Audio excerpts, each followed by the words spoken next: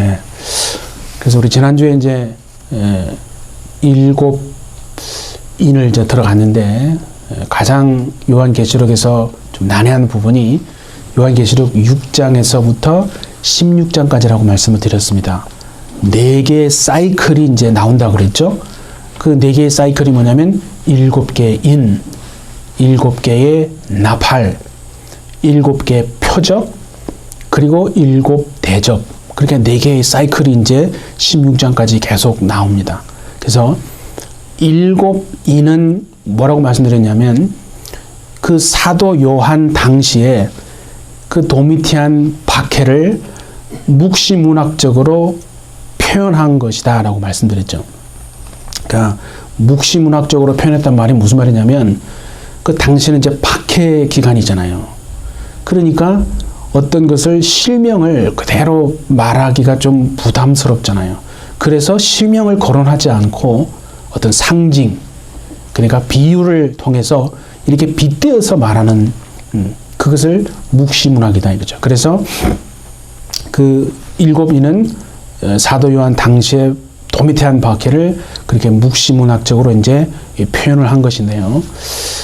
이제 중요한 것이 뭐냐면 반드시 우리가 기억해야 될 것이 7 나팔도 마찬가지입니다. 7인과 7 나팔 다 마찬가지인데 그 중간에 보면 막간이라는 게 있어요. 여러분 막간이 뭔지 아시죠? 그러니까 막과 막 사이에 이제 중간에 있는 거예요. 한 막이 끝나고 그 다음 막으로 이제 넘어가기 전에 그 중간에 있는 약간의 그 쉼 같은 거 그걸 막간이라고 그러잖아요. 7인과 7 나팔에도 그 막간이라는 게 있어요. 그래서 그거를 잘 이해하면 좀 이제 쉽게 우리가 볼 수 있습니다. 그래서 예를 들면 이 7인부터 보면 4번째 인까지는 그 도미티안 박해를 묵시문학적으로 그렇게 표현한 거라고 그랬잖아요. 그리고 이제 5번째 인은 뭐냐면 그 결과로 말미암아 그 도미티안 박해로 인해서 죽은 영혼들이 있었잖아요. 지난주에 그렇죠? 그래서 하나님의 말씀과 그들이 가진 증거 때문에 죽임을 당한 자들이 어디에 있었습니까? 제단 아래에 있다고 그랬잖아요. 그래서 하나님은 그 도미티안 박해로 죽은 정말 순교당한 사람들의 죽음을 쓰레기 취급한 게 아니라 정말 제단 아래, 다시 말하면 제물로 받겠다고 하셨잖아요. 그래서 상상할 수 없는 일이 정말 그 당시에 죽어가면서 그들은 내가 이렇게 믿음을 지키고 죽는 게 무슨 의미가 있는가? 하나님 나 살려주세요 했지만은 다 순교를 당했어요. 그러나 하나님은 그들의 죽음이 의미 없는 게 되게 하지 않고 제물로 받으시고 후일 로마를 회복시키셨다고 그렇게 말씀을 드렸잖아요. 그래서 첫 4번째까지는 도미티안 박해를 이해한 거고 5번째는 그 결과로 인해서 박해의 결과로 나타난 것이고 이제 그리고 6번째가 나오거든요. 이 6번째는 이제 보면 도미티안 박해를 말하는 게 아닙니다. 그러니까 요한계시록을 지금 말하는 거예요. 6장 그 6번째 인을 떼면 나오는 게 있어요. 그거는 도미티안 박해를 말하는 게 아니고 예수님이 이제 이 땅에 다시 오시는, 그러니까 재림하시기 전에 이 땅에 임할 큰 진노의 날을 말하는 겁니다. 자, 거기 한번 좀 보시면 계시록 6장을 한번 보세요. 12절에서부터 보시니까 어떤 일들이 벌어집니까? 6째 인을 이제 떼니까 보세요. 큰 지진이 납니다. 그리고 해가 검어집니다. 달이 피같이 되고 별들이 막 땅에 떨어집니다. 그리고 하늘이 떠나가고, 그렇죠? 막 각 산이 섬이 막 제자리에서 옮겨집니다. 이거는 도미티안 박해 때를 말하는 게 아니고 예수님이 이제 다시 이 땅에 오시는 재림하시기 전에 이 땅에 임할 큰 심판과 진노의 날, 그거를 얘기하는 겁니다. 네. 그래서 이 막간이라고 하는 것은 뭐냐면 바로 이 6째와 관련이 되거든요. 그래서 자, 거기에 중요한 건 17절입니다. 6장 17절 마지막에 한번 보세요. 그들의 진노의 큰 날이 이르렀으니 누가 능히 서리요? 그러니까 이게 지금 질문을 하면서 끝나는 거거든요. 그들이 보세요. 진노의 큰 날이 이르렀으니, 그랬죠? 누가 능히 그 큰 하나님의 심판의 날, 그 하나님의 크고 무서운 그 정말 진노의 날, 이제 그 날을 이방인들은 이게 뭔 소리인지 모르지만 유대인들은 다 알아요. 왜냐하면 구약 때부터 선지자들을 통해서 말했거든요. 그 날, 그 하나님 여호와의 크고 두려운 날, 그 들어보셨죠? 여호와의 크고 두려운 날, 그 심판의 날, 그 날, 히브리어로 하욤, 그 날, 지금 그 날이 임한 거예요. 그러니까 이거는 예수님이 재림하기 직전에 그 큰 진노의 날을 말하는 건데, 뭐라 그랬어요? 이 땅에 임할 그 감당할 수 없는 큰 진노의 날이 이르렀으니 누가 능히 서리요? 그렇게 말했잖아요. 그래서 누가 능히 설 수 있는지를 보여주마 라고 질문에 지금 대답하는 것이 7장이에요. 그래서 7장이 막간이 되는 거예요. 그러니까 7장은 반드시 6장과 같이 연결해야 됩니다. 그러니까 하나님의 지금 여호와의 크고 두려운 그 날이 온 거예요. 그러면 심판의 날이거든요. 그럼 그 날은 심판만 있습니까? 그 날이 우리에게는 무슨 날이에요? 구원의 날이잖아요. 예수 믿지 않는 하나님을 대적하는 그런 사람들에게는 심판의 날이에요. 그런데 예수를 믿고 어린 양 대신 정말 예수로 말미암아 구원받고 하나님의 자녀가 되고 믿음으로 사는 사람들에게는 그 날이 심판의 날이 아니고 구원의 날이에요. 그러니까 그게 6장의 뒤에 보면 그죠? 막 그런 일들이 일어나는데 누가 우리를 가려주리요 하면서 얼마나 막 두려워 벌벌 떨잖아요. 그러면서 누가 이 날을 설 수 있겠느냐. 그래서 7장에서 누가 서는지 보여주마. 그게 막간이라고 그랬죠? 7장을 자 한번 보세요. 그래서 7장을 연결합니다. 뭐라고 돼서 이 일 후에 내가 네 천사가 보세요. 땅 네 모퉁이에 선 것을 보니 땅의 사방의 바람을 붙잡아서 바람으로 하여금 땅에나 바다에나 각종 나무에 불지 못하게 하더라 그랬죠. 그러니까 요한이 지금 환상을 본 거예요. 그러니까 보니까 네 천사가요 바람을 꽉 붙잡고 있어요. 예? 그렇잖아요. 땅 네 모퉁이에 네 천사가 있는데 땅에 바람이 지금 막 불어올 겁니다. 그런데 그 바람이 아직은 불어오지 못하게 네 천사가 그 바람을 붙잡고 있다고 그랬잖아요. 그죠? 그래서 땅이나 바다이나 나무에 지금 불지 못하게 붙잡고 있는데, 자, 2절부터 한번 보세요.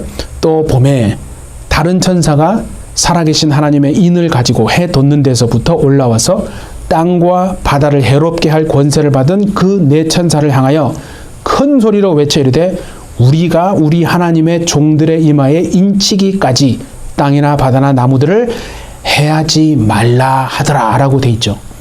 그러니까 지금 이 다른 천사가 또 올라왔잖아요. 그죠? 그래서 그 땅과 바다와 나무를 이제 해할 권세를 가진 그 천사에게 꽉 붙잡고 있으라고, 붙들고 있으라고, 아직은 아니라고. 그걸 이제 놓으면 바람이 땅에 들어와서, 그죠? 이제 불어와서 해로운 일이 일어난다는 거예요. 땅이 해롭게 되고 바다가 해롭게 되고 막 각종 나무가 해롭게 될 건데 아직은 아니라는 거예요. 그걸 붙잡고 있으라고 말하잖아요. 언제까지 붙잡고 있으라고 합니까? 우리가 우리 하나님의 종들의 이마에 인치기까지는 붙들고 있으라는 거예요. 인칠 때까지는 붙들고 있으라는 거예요. 지금 그러니까 다른 천사가 지금 하나님의 종들의 이마에 인치는 겁니다.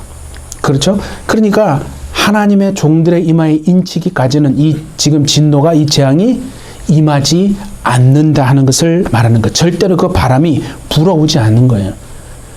인 다 치면, 그렇죠? 인치기까지는 하지 말라고 그랬잖아요. 그러니까 인 다 치면 이제 바람이 불어와서 땅이, 바다가 막 나무가 이렇게 해롭게 되어지는 그런 일이 있을 것이다 라고 말하는 거거든요. 근데 이거를 구약의 에스겔도 환상을 보았어요. 예. 자, 그래서 우리 한번 봅시다. 에스겔서 한번 보십시다. 9장입니다. 보시면 4절에서 6절에 보시면 여호와께서 이르시되, 잘 보세요. 너는 이스라엘 성읍 중에 순행하여 그 가운데서 행하는 모든 가증한 일로 말미암아 탄식하며 우는 자의 이마에 표를 그리라 하시고 그들에 대하여 내 귀에 이르시되 너희는 그를 따라 성읍 중에 다니며 불쌍히 여기지 말며 긍휼을 베풀지 말고 쳐서 늙은 자와 젊은 자와 처녀와 어린이와 여자를 다 죽이되, 그 다음 보세요. 이마에 표 있는 자에게는 가까이 하지 말라라고 말합니다. 이게 비슷하죠, 지금, 그죠? 그러니까 지금 보세요. 그게 모든 가증한 일로 말미암아 탄식하며 우는 자의 머리에 이마에 표를 그리라는 거예요. 그러니까 가증한 일을 행하는 사람이 아니고 그 가증한 일을 때문에 막 안타까워하고, 저렇게 하면 안 되는데, 정말 하나님께 돌아와야 하는데, 그렇게 막 안타까워하는 사람들의 이마에 표를 그리라는 거예요. 근데 맨 마지막에, 그리고 그 다음에 뭐라고 했어요? 하나님이 막 쳐라고 그랬죠? 늙은 자와 젊은 자와 처녀와 어린아이와 여자를 다 죽이라는 게, 긍휼을 여기지 말라는 게, 불쌍히 여기지도 말고 긍휼을 베풀지 말라 그랬죠? 그런데 맨 마지막에 이마에 표 있는 자에게는 가까이 하지 말라라고 하는 게 중요한 거예요. 그러니까 지금 이 요한복음에 말하는 이 재앙은요, 이마에 표가 있는 자에게 임한다는 겁니까? 안 임한다는 겁니까? 임하지 않는다는 얘기를 하는 거예요. 예. 그러니까 이마에 표를 그린다는 건 이제 아셔야 됩니다. 예. 그건 뭐냐면 누구에 속했느냐를 말하는 거예요. 이마에 이게 인을 친다, 뭐 표를 그린다는 말은 그 사람이 누구의 것이냐, 누구에게 속했느냐라고 하는 것을 말하는 거거든요. 그래서 지금 하나님의 인을 쳤다라고 하는 건 뭐냐면 누구에게 속했다는 거예요? 하나님께 속한 자다. 하나님의 소유다. 저 사람은 하나님 거다. 그 얘기를 하는 거 아니에요. 그러니까 하나님의 소유, 하나님에게 속한 자에게는 지금 이 마지막 큰 진노의 재앙이 임하지 않는다 하는 것을 분명히 말하는 겁니다. 그러니까 아까도 말했잖아요. 지금 이 땅에 바람이 불어오면 큰 해로운 일이 일어날 건데, 하나님의 종들의 이마에 인칠 때까지는 절대로 그런 일이 일어나지 않고, 하나님의 인침을 받은 사람들에게는 절대로 그 큰 진노의 재앙이 임하지 않는다는 걸 말하는 겁니다. 그러니까 여러분, 두려워하지 마시고 안심하는 여러분 되시기를 바랍니다. 누가 뭐래도 우리는 말씀으로 다 이렇게 붙들고 있어야 되는 거예요. 거기에 7장에 그 뒤에 나오는 부분이, 내가 인침을 받은 자의 수를 들으니 이스라엘 자손의 각 지파 중에 인침을 받은 자들이 14만 4천이라. 그 유명한 14만 4천이 거기에서 나오는 거거든요. 근데 이거는 뒤에 그 성경 한번 펴보시면 요한계시록 14장에도 나오거든요. 1장 14장 1절 2절 보면 어린 양 앞에 서 있어요. 14만 4천이 어린 양 앞에 서 있다고 그랬어요. 근데 그들의 특징이 뭐냐면 계시록 14장의 1절 2절에 보면 그들의 이마에 어린 양의 이름과, 그죠? 아버지의 이름이 기록 쓰여져 있더라는 말이 나와요. 그러니까 여러분 잘 보세요. 만약에 지난번에 말씀드린 14만 4천 명이라는 것은 뭐라고 그랬어요? 구약과 신약에 구원받은 하나님의 백성들이 수없이, 셀 수 없이 많습니다라고 하는 것을 말한다고 얘기했죠. 그렇죠? 근데 이제 뭐 어떤 이단들이 나와서 그런 말 하잖아요. 자, 14만 4천, 그 중에 이제 얼마 남지 않았다고. 13만 9,900명이 이제 찼다고. 빨리 이제 여기 이제 얼마 남지 않았으니까 빨리 이 숫자에 들어오셔야 됩니다. 라고 만약에 그걸 문자적으로 그렇게 해석하는 그 이단이 있으면요, 싸울 필요가 없어요. 아무 말 하지 마시고 딱 그 사람 앞에 이 말 한마디만 하시면 됩니다. 자, 그래요? 그런 다음에 그러면 당신의 이마를 한번 까보세요. 당신의 이마를 보여주세요. 당신의 이마에 어린 양과 아버지의 이름이 쓰여져 있으면 맞습니다. 그게 무슨 말이냐면요, 14만 4천을 만약에 문자적인 그대로 문자적으로 해석한다면 그 뒤에 말, 그들의 이마에 어린 양의 이름과 아버지의 이름이 쓰여져 있더라는 것도 문자적으로 해석해야 말이 되는 거예요. 이거는 문자적으로 하고 이거는 뭐 상징적으로 자기 마음대로 해석하면 안 된다는 거예요. 그렇죠? 여러분이 물어볼게요. 우리는 예수 그리스도로 말미암아 하나님의 자녀가 됐고 구원받은 백성입니다. 그렇죠? 근데 왜 여러분 이마에는 왜 어린 양의 이름이 안 쓰여져 있어요? 왜 아버지 이름이 안 써져 있어요? 그러니까 14만 4천은 어떻게 보라는 거예요? 문자적 의미로 보면 절대 안 되고 상징적 의미로 봐야 한다는 거예요. 구약과 신약에 구원받은 하나님의 백성들이 셀 수 없이 많다는 것을 그렇게 상징적으로 말하는 거거든요. 무슨 말인지 아셨죠? 잘 아시기 바랍니다. 그러면 일곱 나팔은 뭐냐면, 일곱 나팔은요, 하나님의 백성들을 괴롭히고 핍박하는 자들에 대한 하나님의 징계입니다. 네. 하나님의 백성들을 핍박하고 괴롭히는 자들에 대한 하나님의 뭐라고요? 징계라는 거예요. 심판이라고 하긴 좀 그래요. 왜냐하면 심판은 끝난 거예요. 기회가 더 이상 없잖아요. 그래서 심판은 아니고 징계. 그러니까 아직은 기회가 있는 거예요. 돌이킬 수 있는, 회개하고 하나님 앞으로 돌아올 수 있는 은혜가 아직은 남아 있어요. 그래서 일곱 나팔은 하나님의 백성들을 괴롭히는 자들에 대한 하나님의 징계를 말하는 거예요. 자, 그래서 우리 계시록 8장을 이제 한번 보시면요. 거기에 6절에서부터 10절을 한번 보시면 이제 일곱 나팔을 가진 천사가 나팔을 불기 시작합니다. 그런데 어떤 이제 그 징계들이, 어떤 이제 놀라운 무서운 일들이 있는지 한번 보시면, 거기 보세요. 첫째 천사가 나팔을 부니까 뭐가 나옵니까? 우박과 불이 나옵니다. 우박과 불. 그걸 기억하시라는 거예요. 우박이 나오고 불이 나오고. 또 둘째 천사가 나팔을 부니까 불 붙는 큰 산 같은 것이 바다에 던져지면, 보세요. 바다의 3분의 1이 피가 돼요. 바다가 피가 돼요. 이거 어디서 많이 듣던 거 아니에요? 우박이 떨어지고 불이 떨어지고 바다가 막 그죠? 피가 되고. 그러니까 나팔 하나씩 불 때마다 이런 재앙들이 오는 거예요. 이런, 보니까 막 우박이 떨어지고 불이 떨어지고 그렇죠? 강이 막 피가 됩니다. 이거 어디서 많이 본 것 같지 않습니까? 구약에 출애굽할 때 10가지 재앙 아시죠? 10가지 재앙이 애굽에 떨어졌단 말이에요. 그러니까 그 애굽에 떨어진 10가지 재앙은 뭘 말하냐면, 하나님의 백성들을 괴롭히고 핍박하듯 했던 그 애굽에 대한 하나님의 징계를 말하는 거예요. 완전히 심판으로 끝내는 게 아니고 징계를 말해요. 그걸 지금 여기에서 계시록에서 모티프로 가져와서 쓰고 있는 거예요. 그러니까 일곱 나팔은 뭐라고요? 다시 말씀드리면 하나님의 그 백성들, 예수 믿고 정말 신앙을 지켜내는 그 하나님의 백성들을 괴롭히고 비아냥거리고 조롱하고 핍박하는 사람들에 대한 하나님의 징계를 말하는 겁니다. 그런데 아까도 제가 말씀드렸듯이 일곱 나팔에도 막간이 나온다 그랬잖아요. 막간은 여섯째 번과 관계가 있다고 그랬죠. 그래서 9장 13절에 여섯째 나팔하고 관계되는 건데, 9장 13절을 보세요. 8장하고 9장이 나팔에 대한 얘기예요. 근데 막간은 여섯째랑 관계 있다고 그랬어요. 그래서 여섯째 나팔이 9장 13절을 보니까 여섯째 천사가 나팔을 붑니다. 내가 들으니 하나님 앞 금제단 네 뿔에서 음성이 납니다.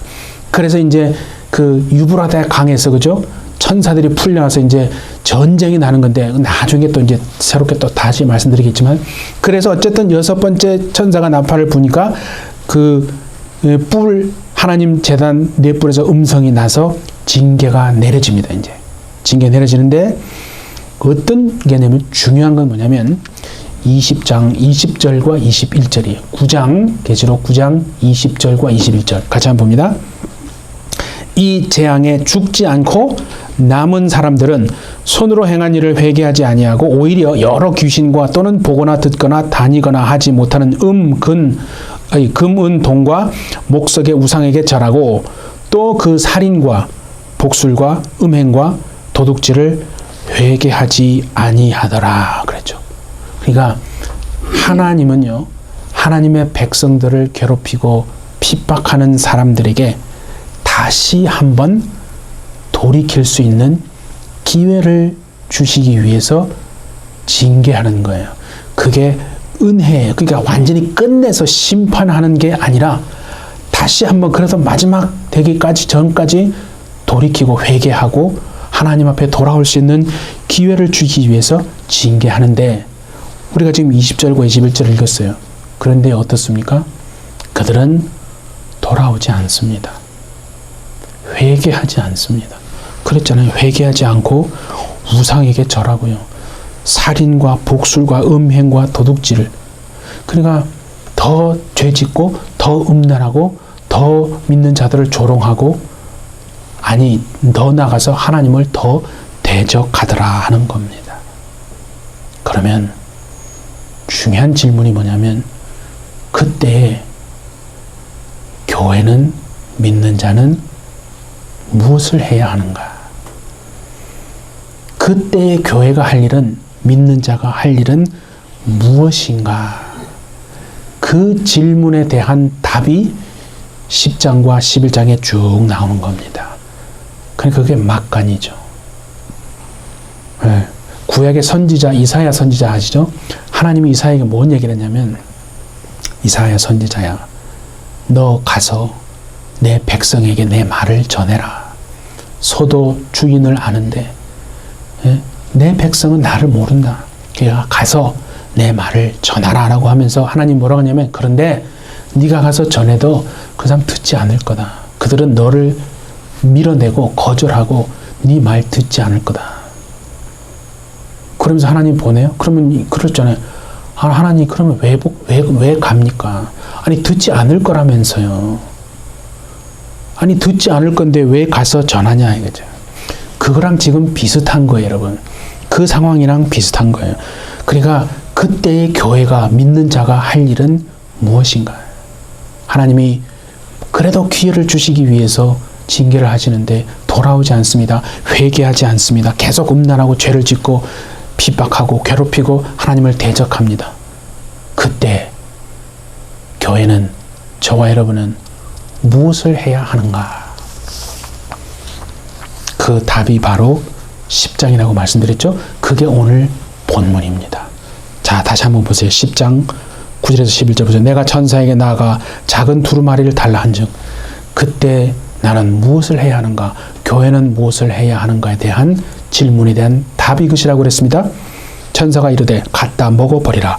네 배는 쓰나 네 배는 꿀같이 달리라 하거늘 내가 천사의 손에서 작은 두루마리를 갖다 먹어버리니 네 배는 꿀같이 달아 먹은 후에 내 배에서는 쓰게 되더라. 그가 내게 말하기를 네가 많은 백성과 나라와 방언과 임금에게 다시 예언하여야 하리라 하더라. 하나님의 말씀이 적혀있는 두루마리를 먹으라고 하잖아요. 그죠? 하나님이 지금 그 말씀이 적혀있는 두루마리를 먹으라고 지금 해서 먹는 겁니다. 그러니까 하나님이 지금 기회를 주셨는데 세상은 전혀 돌아오지 않습니다. 회개하지 않는다고 그랬어요. 더 죄짓고 더 우상 숭배하고 더 핍박하고 하나님을 막 더 대적합니다. 그때의 교회가 할 일은 뭐라고요? 하나님의 말씀을 먹는 거라는 겁니다. 두루마리를 먹는 것. 말씀이 기록된 그 두루마리를 먹는데, 그 왜 먹느냐 이게. 두루마리를 먹는 이유가 뭡니까? 자, 이거를 역시 에스겔 선지자에게도 그렇게 동일하게 말씀하신 게 있어요. 에스겔 3장 1절 한번 봅니다. 또 그가 내게 이르시되 인자야 너는 발견한 것을 먹으라. 너는 이 두루마리를 먹고 가서, 그 다음 보세요. 이스라엘 족속에게 말하라 하시기로. 두루마리를 먹는 이유는, 말씀을 먹는 이유는요, 내가 배부르기 위함이 아닙니다. 하나님의 말씀이 기록된 두루마리를 먹는 것은, 목적은 그 나왔잖아요. 가서 다시 전하기 위함입니다. 내 유익을 위함이 아니라는 거예요. 내가 먹고 이것은 다네, 이것은 쓰네, 그렇게 하는 게 아니고, 두루마리를 먹고 하나님의 말씀을 먹는 이유는 가서 다시 전하기 위함이다 이거죠. 교회가 할 일은 그거라는 거예요. 그래서 우리 또 다시 한번 보세요. 오늘 11절 보세요. 그가 내게 말하기를 뭐라고 했어요? 네가 많은 백성과 나라와 방언과 임금에게 다시 예언하여야 하리라. 그죠? 지금 보세요. 요한과 그 당시의 사도 요한과 지금 교회들에게, 그 엄청난 핍박 속에 박해 가운데 있는 교회들에게 뭘 하라는 거예요? 말씀을 먹으라는 게. 하나님, 저 사람들 듣지 않아요. 하나님, 저 사람들 돌아오지 않아요.